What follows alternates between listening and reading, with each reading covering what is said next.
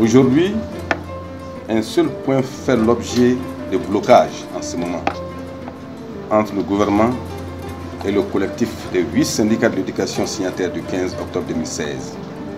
Je voudrais vous tenir le langage difficile de la vérité et je confesse ici devant vous que le gouvernement reconnaît la légalité de la revendication du syndicat des enseignants.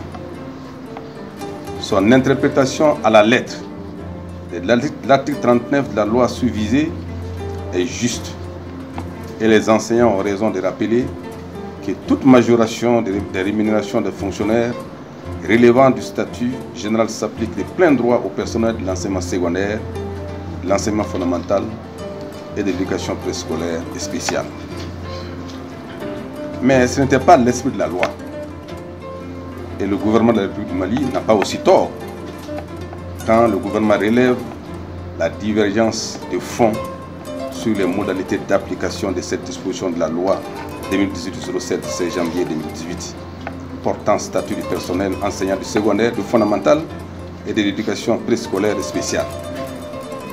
Parce que cette revendication s'adosse à un accord déjà négocié et obtenu par l'UNTM en 2018 pour la valorisation de la grille indiciaire du statut de la fonction publique.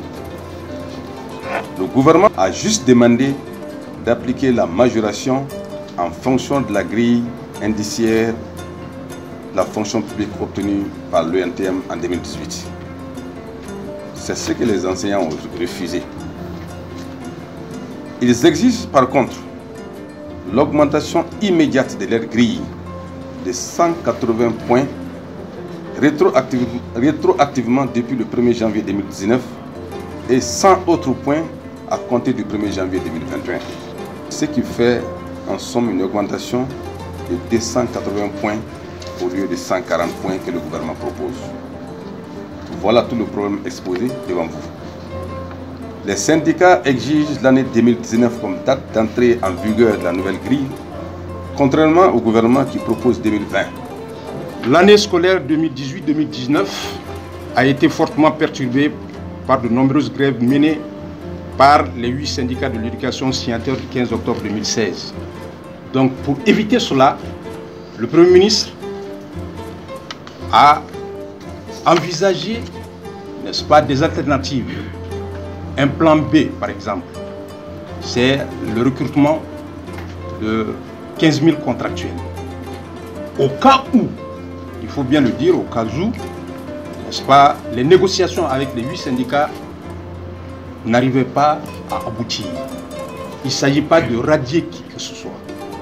Aucun enseignant ne sera radié.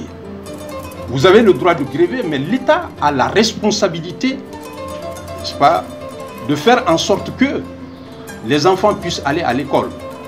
Il s'agit simplement, n'est-ce pas, de faire en sorte que, pendant que d'autres sont en train de gréver, que les classes puissent être ouvertes, que les cours puissent continuer.